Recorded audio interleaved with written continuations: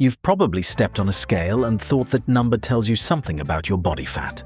It doesn't. Not really. Weight and body fat are cousins, not twins. Here's the thing nobody explains well. Body fat isn't just the stuff jiggling on your stomach. It's stored energy your body keeps for emergencies, hormone production, and even cushioning your organs.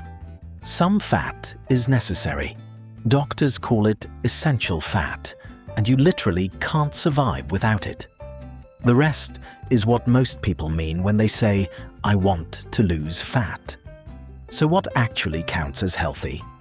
Generally speaking, for men, essential fat sits around 2 to 5%, athletes usually fall between 6 and 13%, and a solid fitness level lands around 14 to 17%. Anything from about 18 to 24% is still considered acceptable for general health.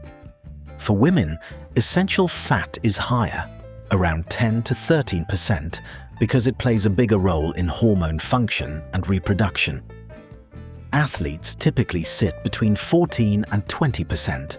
Fitness level runs about 21 to 24%, and 25 to 31% is still considered a normal, healthy range. These are general guidelines, not strict rules, so don't panic if you're a few points outside them. Now here's where it gets interesting.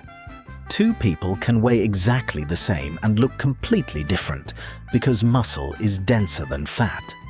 That's why body fat percentage matters more than the number on a scale. It tells you what you're actually made of. So how do you measure it? There's a range of methods, and honestly, they vary a lot in accuracy. Skinfold calipers are cheap and common. Someone pinches fat at a few spots on your body, plugs the numbers into a formula, and estimates your percentage. Here's a detail most people miss. The spots actually matter, and they're different for men and women. For men, technicians usually check areas like the chest, abdomen, and thigh. For women, it's more common to measure the triceps, hip, and thigh instead. That's because men and women tend to store fat in different places thanks to hormonal differences.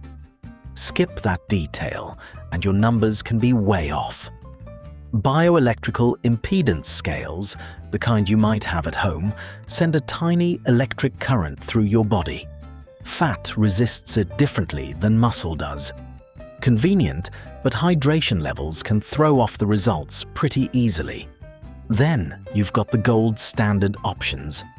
DEXA scans use low-dose X-rays to map your body composition in detail.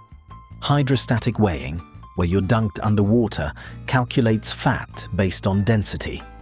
Both are highly accurate, but you'll usually need a lab or clinic for those.